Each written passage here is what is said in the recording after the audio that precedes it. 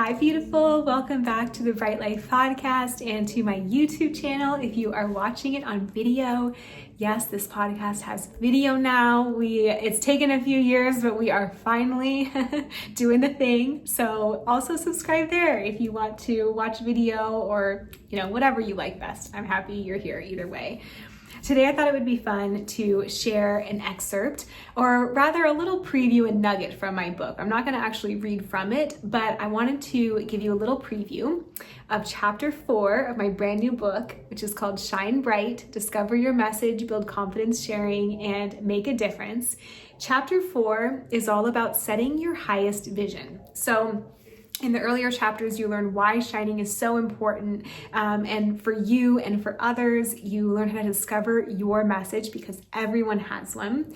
You learn how to connect with your perfect fit humans, and then we get into how do you craft a vision for your message that moves you to tears, that is so inspiring that you get up every day being excited to work on your business, your podcast, your book, whatever your creative endeavor is. And how do you feel so encouraged by it that it inspires you to move through the voices in your head that are saying you can't, or you shouldn't, or they do it better, or like all the things in our head that we all have to contend with whenever we desire to shine and desire to take up more space and to contribute something meaningful to the world.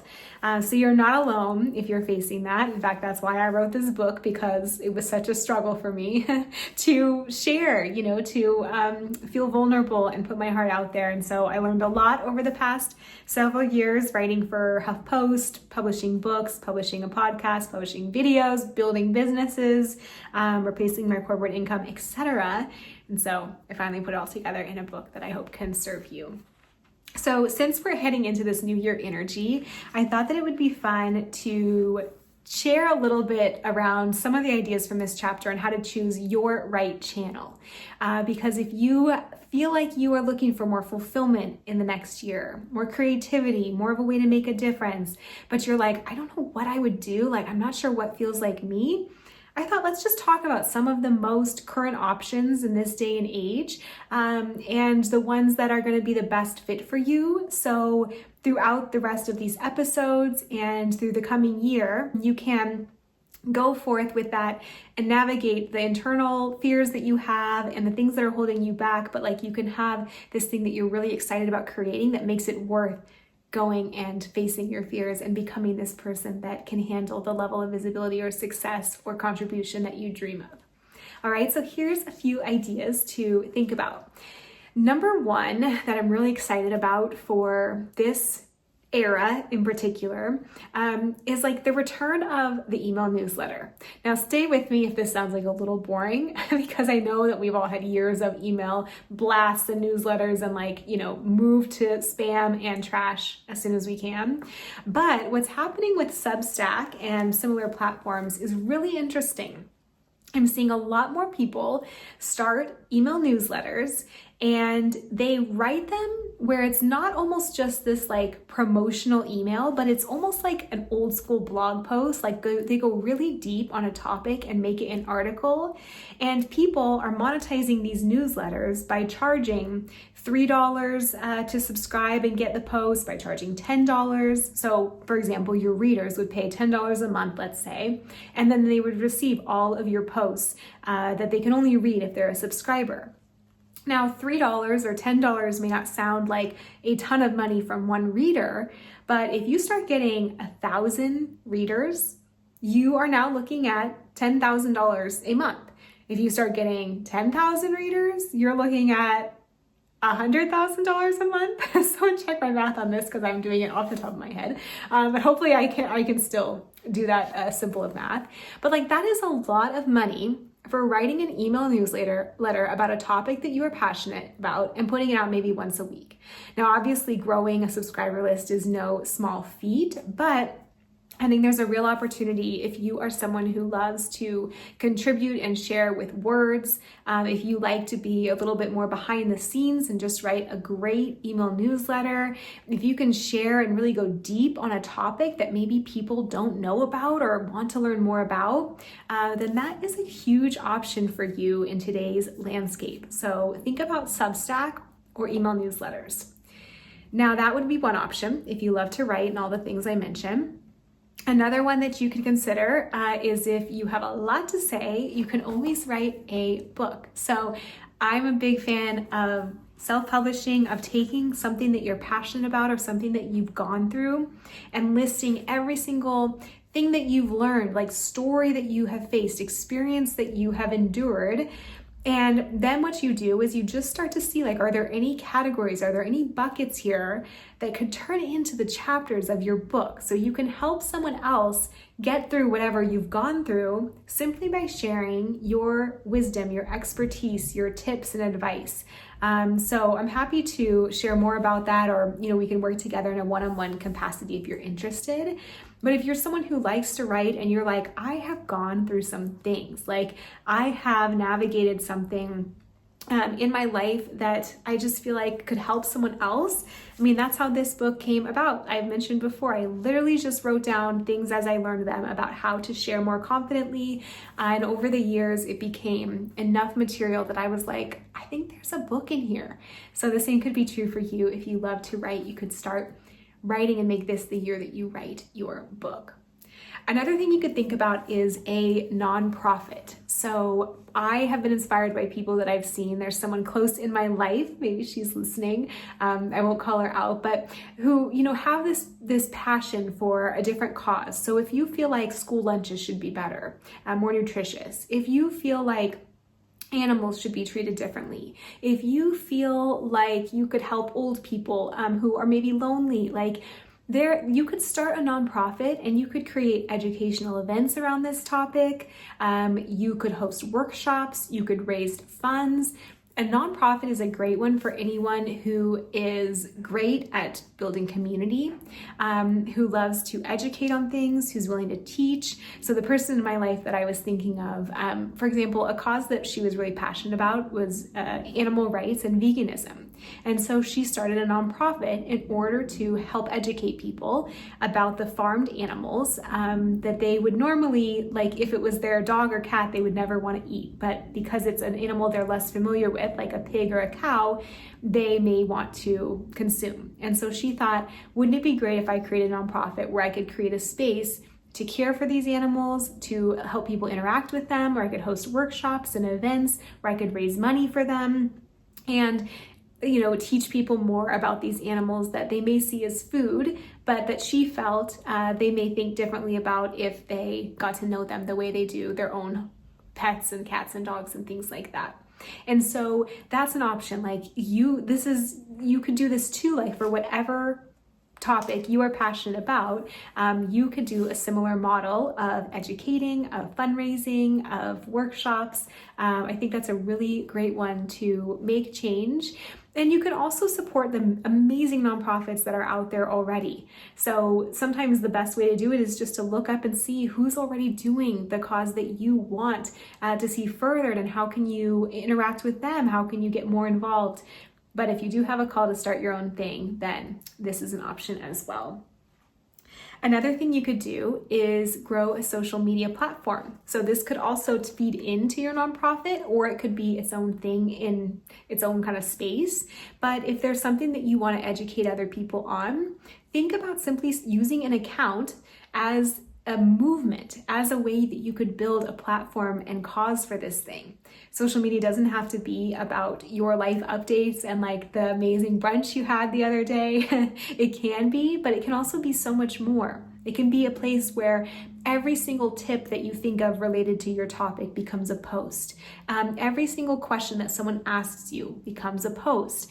Every single story or experience that you've heard around something becomes a post. And over time, you create this amazing account and chronicle of ways that someone can contribute, can get involved, can learn more about this topic, can meet other people in the comments and DMs. So a social media account could be a powerful way to dip your toes in as well. If you're like, I don't know if I'm ready for a full business or full 501c3 nonprofit, if you're in the US, but maybe you just start the movement and gauge interest and just build your life's work and legacy because it's fulfilling to you. Another one, of course, is you could start a business. One of my favorites, because I just think it's so fulfilling to be able to earn your own income doing something that you're passionate about.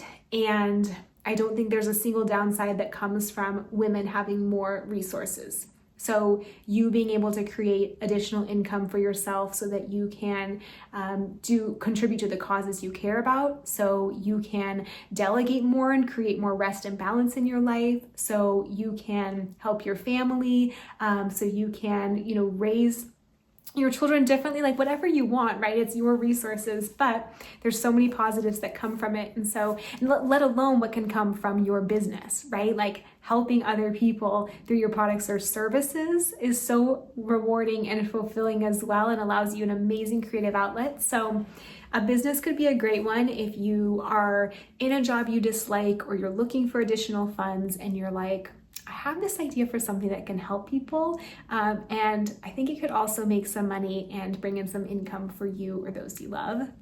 That's amazing. And I'm happy to help you with that. So definitely check out my website if you'd like, because starting a business was probably one of the most transformational experiences of my life, going from corporate, where I felt like things were technically like fine, to moving to a business and starting my own thing that felt so fulfilling and enriching and exciting. And it was hard and challenging, but I was able to eventually grow it to multi-six figures, which allowed me the freedom to travel, to work from anywhere, and just opened up my life in ways I couldn't have imagined. It gave me the ideas for writing these books and podcast as well, because I just learned so much on the way. I was like, I have to put this somewhere to help someone else who's going through it. So anyway, off the soapbox, but starting a business could be a great one as well. Also, think about starting a podcast. So a podcast can be a great way to just share once a week, 10 or 15 minutes on a topic that you love. It's an amazing way if you would love to meet people in a certain space. It's a great connection point to be like, I can go and I can interview this person and talk for an hour, and it helps promote them, but also you get to have an enriching conversation that you want to have with someone you would love to meet, but wouldn't have a platform otherwise. It's such a fun feeling to have people comment or write into you and be like, I listened to you on my walk or on my commute or whatever it may be, and something you said really made a difference for me. Like, that's one of the best feelings, I think, in the entire world, to just share stuff that you love, but then feel like you never know the ripple effect it's creating for people. So if you're someone who loves to speak and to talk, and you feel like you can ramble for 10 or 15 minutes on a topic, or you're great at conversation and you could have guests, podcasts could still be the thing for you as well. The platforms are creating all kinds of new ways to get podcasts out there still. They're supporting video and things like that, but audio is still so powerful for anyone who's like in the car, on a walk, you name it, like you could do a podcast. The other thing that I want to say is, like, there's so many others in my book. I realize this might be getting a little long, so if you're interested, definitely check out Shine Bright for the full list.